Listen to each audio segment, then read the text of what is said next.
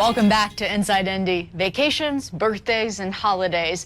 We know there are times of the year where you spend more, and that's why we're having a conversation with a local financial expert on how to stay frugal this February.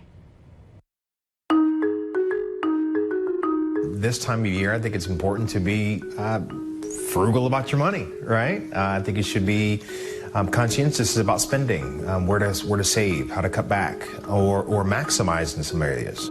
You know, February is beginning of the year, really. I mean, we're starting to look at tax time. We're looking at just really the first quarter, really a time to really kind of start to reach out and look at how budgets are going and how we should be prioritizing our spending. So break it down for those who haven't heard of Frugal February before. Yeah. What are we talking about? Just like not going to Starbucks and getting an iced tea, or what do we really mean? It just really depends on what we're trying to achieve when it comes to an overall budget, right? I mean, budgeting is important. Most people don't have a budget. You know, as a financial planning firm, one of the biggest things we do is we are starting to build budgets. I mean, we're pulling everything together and seeing where there is overspending or less spending. I think I've always said that money is one of those things that's kind of like magic. It disappears, you know? And so if you can really just look at a budget, look at the spending, and just see where you can kind of tuck back things or pay yourself first, I think is a good rule of thumb. You're better off in the long run. I think that sometimes we are our own worst enemy.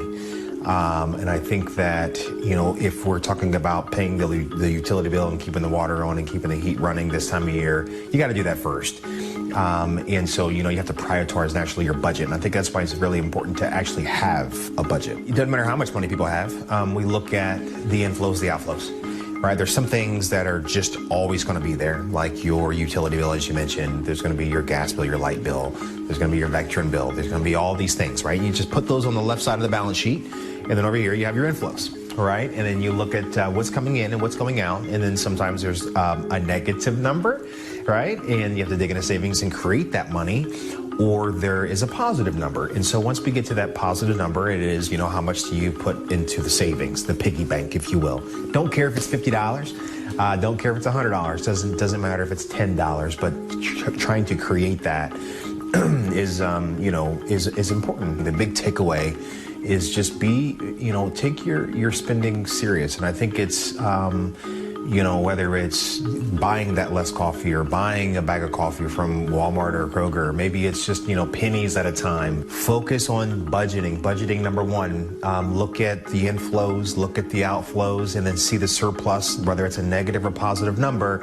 There's power in knowing. When you know something, you can change something. If you know better, you can do better. Just put the money away. Just save it, right? As much as you possibly can, whenever you possibly can. Easier said than done. I know that, right? People like nice things. And, there's one thing about cash, it burns a hole in your pocket, right? And so, but again, just pay yourself first and be disciplined with that.